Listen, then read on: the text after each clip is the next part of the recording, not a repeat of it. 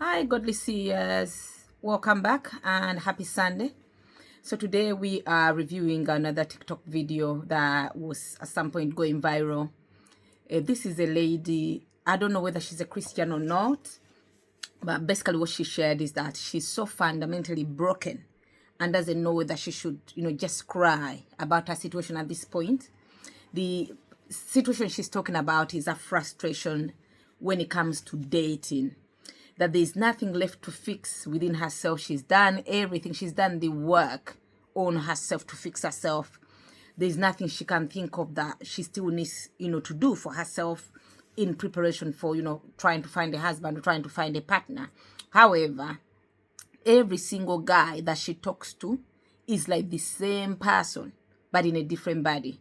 Like, we all know what that feels like. Like, you meet a particular category of people and it's like, oh, this is like part one, part two, part three, like so many different parts of the history repeating itself, like the same people with the same issues, like all over again, to the point that you're asking, like, is it me, or why am I attracting particular, people with particular issues? She says that, I think she's on some kind of a dating website. She says that men come on there showing interest, that they want to get to know her. They reach out fast. They show interest when she's not really bothered about them. The minute she becomes interested, they back off. Basically, they don't communicate. They just basically blank her, like she doesn't even exist. Texting her throughout the day becomes a problem.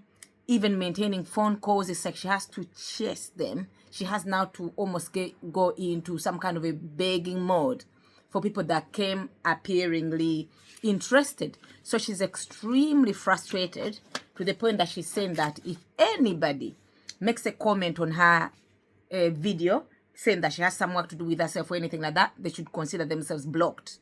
She's going to block people that try to tell her that maybe there's something wrong with her, because there's absolutely nothing she can do about the situation. She's done. She's saying she's never speaking to men again. Let's stop there for a minute. Now, when I saw this video, to me, it was too close to home, because I've been in those situations before. There was a season in my life when I found myself in that kind of a situation. And this is just my take on this. So, first of all, when someone is starting to say that, oh, I don't even want to date anymore, I don't want this anymore, I'm never going to speak to men again, this, that, and the other. I was once in that situation out of frustration, because sometimes the dating world or the dating issues can make you feel like, listen, why doesn't this thing just be taken away? I was done. I started praying to God to take away that desire of wanting to, to get someone in my life, because I was like, what's the point? It's been disappointment upon disappointment. I don't even want it anymore, because it felt like a battle that is never ending. But do you know what ends up happening? You say all those things, I'm never talking to men again, I'm never doing this. Nature is nature. Before you know it, you will heal from that situation and you go back to feeling like, okay, do you know what? I wish I had someone in my life. I'm feeling lonely, or I wish I could meet someone, and you're back in the same situation. So, personally, what I think is possibly going on in this situation, there are a number of things that I could think of that is going on. Like, I'm just looking, like, comparing it to my own situation back in the day. First of all, for people that go on dating websites to find someone, one of the things that you have to be aware of is that a lot of the people on these dating websites are serial daters. Do you know who a serial dater is? These are people that could be at one point speaking to multiple people at the same time. You're not priority. I don't care what they may want to tell you, or unless if it's a situation where this was someone that is genuinely looking for something for themselves, like genuinely having a mindset that, look, once I find what I'm looking for, I'm gone, I'm out of here. There are a lot of people on there because it's like a dating pool. People just go on there, like they break up with someone here today, they're back on the site, or before they even break up with anybody, they'll be in a relationship, they'll be married, but because they have been so used to being on these websites, like being able to get someone really quick, it's always a challenge that they're talking to you, but they're so distracted because their mind is everywhere. You know, the only person that is wanting their attention for them, they just go there to click who they're interested in, and then they just leave it there because there might be someone they are really, really interested in on there that a lot of their effort is going towards that person. So in that sense, because this person didn't give any more context about, what else was going on. So for her, I'll just leave it there because this is not someone that I know. But now I'm talking to you, a Christian. If you are a Christian, I am talking to myself about my own situation as well, that when I ever found myself in that situation, it taught me actually a number of things, right?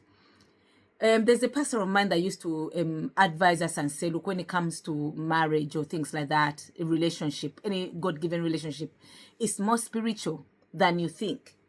In the world, we're told to fix ourselves, do all the work on yourself. We see celebrities that will do the best surgery. Someone looks like a perfection, basically. You look at them and you wonder, like, if someone sent you for someone perfect, you're going to go and bring that person.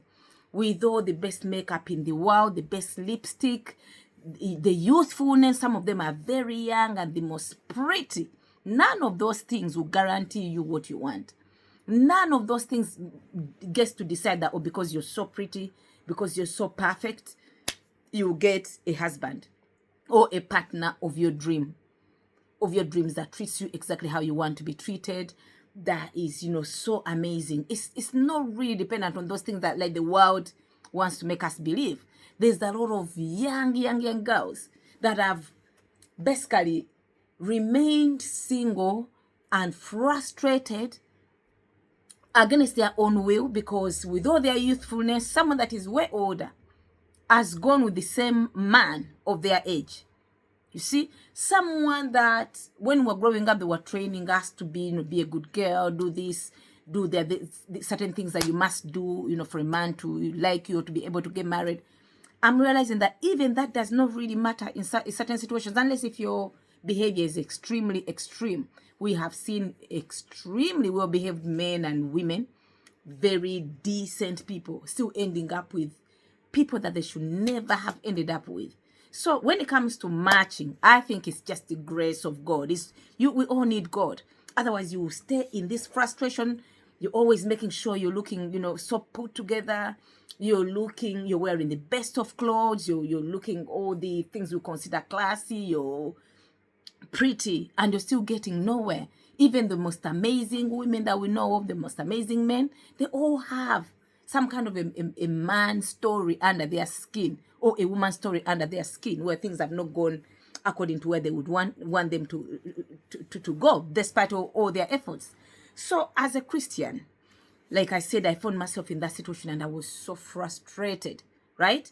My pastor used to say that he used to mentor girls, women that would come to him and say, okay, pastor, I thought that I'm going for people that are way above my level. I was punching, basically. So I decided to date down. They were going for people that, these are not my words, but you hear people say medium ugly or things like that. I don't want to call people ugly because I can't create anybody. But some people would say things like that. They do find some people ugly, whatever.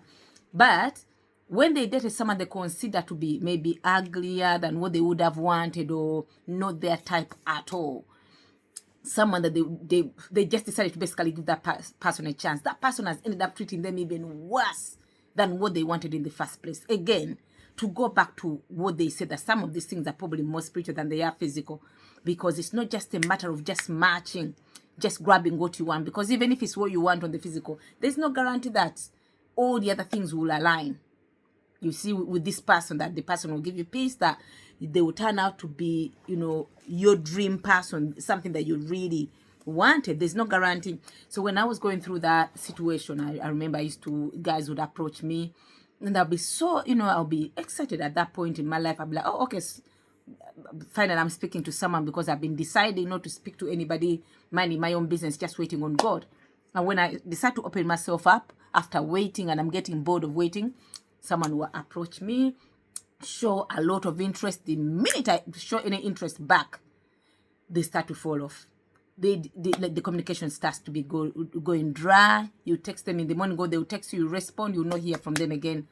The person that was constantly calling, all of a sudden, they just ghost you, basically. I saw that on multiple occasions, and I started getting so frustrated. One day I went to God in prayer, I was like, Lord, what's really going on? Like, what is this? How am I supposed to meet somebody when the people just keep blanking me? Like, what's going on? And the Lord showed me something at that point. He spoke to me, but he used a dream and said to me, Godly, you're looking for dating experience. But what you need is not necessarily dating experience. What you need is the right person for your life. Someone that have ordained to be in your life. Someone that have ordained to cross paths with you. Because you will not see sense to keep waiting for me until I say, okay, do you know what? My daughter, now is your season. Now is your time. You keep going. So what I've done is that I have hidden you myself to save you so many tears. The way this dream occurred was that I was trying to put myself there. Like I've spoken about this briefly before, that I was talking to someone in the dream and I was like, oh, I'm tired of waiting. I need to find someone. I was going out. I think in the dream I went to like what looked like it's supposed to be a nightclub. As soon as I entered, some kind of a bubble covered me that I can see the guys, but they can't see me. I'm wanting to talk to people, but they can't talk to me. Even when they kind of try, it doesn't work. They can't properly reach me. The connections are cut off everywhere. And I was in some kind of isolation and I was so frustrated. I'm like, why am I not seen? I am not seen. Nobody sees me. People pass me like I'm a fellow man, like they're passing a wall. And that was so frustrating for me. But in the dream, someone walked up to me and handed me an envelope. And I remember opening it and it just said a letter from God. And the person said to me, God sent me to you to say to you that continue waiting on him. He's actually waiting on the phone for you to speak to him about what's going on, but also continue waiting on him. But because you will not listen, he's decided to just block you or hide you altogether. And I was so upset in that dream and I just woke up. But what I also understood during that period is that as Christians, we have to be so hidden in Christ that the person that is looking for you has to go through him. That's the only, because if he vets those people, he will take down anyone that is not supposed to be in your destiny. There are many situations where you find yourself that you've dated. You're like, right now you're saying, I want a dating experience. I want to keep speaking to people. I want to keep knowing men. You never know, knowing women. Within those, there will be my partner that God has ordained for me. But when it comes to God, sometimes it doesn't work like that. You don't need to date 1 million men, to date 1 million women. Okay, nobody dates 1 million people, but you don't need to be speaking to or dating so many people before you find the one. You see, because someone that God has ordained for you, could meet them anywhere. They'll find you anywhere. It just takes the timing of God. It just takes everything to align for you, that like his word says that in his time he makes all things beautiful. What you're doing, constantly putting yourself out there, you're collecting more pain. And God in his mercy is not letting any of these relationships stick, because some of those that he's blocking off, the ones that come interest and all of a sudden they just disappear on you. If God should really allow them to come into your life, you don't know what they will do to you. You don't know the wounds that they could end up. Have you ever found yourself in a relationship or just came out of a relationship where you're like, Lord, why did you not block this one in the first place? If I was coming from the left, why did you not let this person leave the location before I even arrived there, so that our ends never ever met, that we never ever met, that you want to cast the day you ever met that person? There's a time I was in that situation that I was like, Lord, how did I end up here? I was crying and begging God, like asking him, why did you not save me from ever knowing this person? And all he said to me very calmly, Godly, I warned you. I warned you, but did I listen? No. I just wanted to go anyway. So sometimes when you're finding a lot of these blockages, go even within that, God is trying to communicate something to you. Some of them, before you even go to him and pray, Lord, is this person the one? Or he's already removed them. He's already made them behave anyhow to you, to the point that, look, don't waste your prayers. This person does not deserve it. They're going to mess up anyway, as a sign that they're not even for you. They're not the category that you should even be praying for, because their behavior would tell you that, look, they were not supposed to stick. So the other one I was going to mention is a spirit of rejection. But I'm not going to be very quick to pull this one out, that maybe this person may be struggling with the spirit of rejection, because it is possible. Sometimes it's true.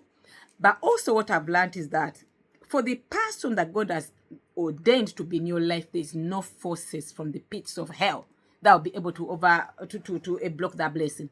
There's absolutely nothing. When it's God's timing, when that person is ordained by God, the spirit of rejection or the spirit of this, they will not be able to stand. They will not be able to block your way. That person will be able to get through to you, and they will be able to connect with you in the right way. They'll be able to bond with you, and it will end in marriage. You see, that's what I'm saying. But when you're still living in some kind of bondage sometimes, that's when all of these issues, all of these spirits tend to be at play as well. When you have some kind of bondage somewhere, when you're not in your season, the spirit of rejection, spirit of this, I think sometimes God allows them to run in your life, but also it works out in your favor because it's not ready to, or there's something that is not ready for you to receive the blessing that you're supposed to receive. Because when the time is right, you'll be surprised at the things you used to cry about, the things you used to fight, the things you used to fast for. There will be a non-issue. You will not have to like fast for God knows how many days, do this, do that before it will work out. It will just work. It will just work straightforward, fast. Everything will just be clear because God would have given you the clearance. The heavens will be backing you up, so everything will just work out perfectly, right? So yeah, that's what I wanted to share. That as a Christian, the most important thing, like what this girl is going through, sometimes the most important thing is that when you're fasting, when you're waiting on God, I don't know how she's waiting or if she's waiting at all, be praying about your own deliverance. We can tell ourselves sometimes that, oh, I've been going through deliverance, this deliverance, there's nothing I can think of that I still need to solve on my end, or this and that. Pray for the other person that is supposed to be coming in your life. Pray all along, like all around for the person that is supposed to be coming in your life. Pray, obviously, for the spirit of delay to be, taken away, and all those other things that are not aligning. Be continue, even when you feel like, oh, I've done everything to pray for myself, to do this one. Continue. Just continue. Just sit there, because when you're idle, when you're not continuing to fight to pray for yourself, you're going to become desperate and trying to think, oh, I need to put myself out there a bit more so that I can meet someone. God does not need any of that. I hear Christians that will say to each other that, oh, we used to be told this all the time, oh, your partner is not going to find you at home, be going out. Who are Christians. And I addressed this the last time, that everywhere where we walk, there are Christians there. If it worked like that, the shops you go to, you're not the only Christian that goes there. The church you go to, you're not the only Christian that goes there. You could meet that person anywhere, but you haven't met them. So it's beyond just a person that God has ordained for you.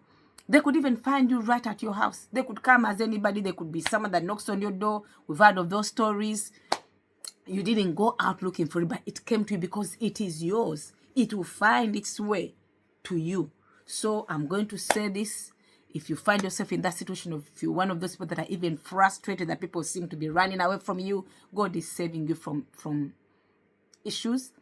There is more to those people that you don't know. To you, they look perfect. Everyone looks perfect on the outside until you try to get to know them and get into their lives. That's when you know the things that people are hiding. That's when you know the issues with people. Like you'll be surprised. Is this the same person that on paper they look like they've got the best job? They are what I'm looking for.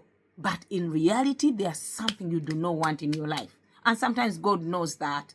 He tries to, save you from all the trouble. So, anyways, if you're in that situation, just keep praying to God. Just continue praying to God. Ask God that, look, bring the one.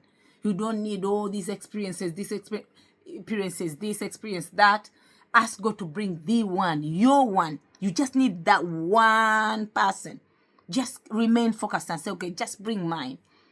I don't need to go out getting to know people that are not supposed to be in my destiny. People that were not meant to cross my path. Just one. In all the millions that he has, let him just bring you what is yours. Again, someone will ask me, oh, Godly, but I've prayed, I've said this, I've done everything, all the work on myself. You can't tell me that what the lady was saying. Sometimes it's not just about the work that you've done or you haven't done. Sometimes it's her believing as well. We are told to make a prayer, what do you call it? People have got 9 points or 9 things, the lists. Sometimes it is the list that is keeping people stuck. I've got a list. It's got about 20 things that this person should have this, should have that, should have that.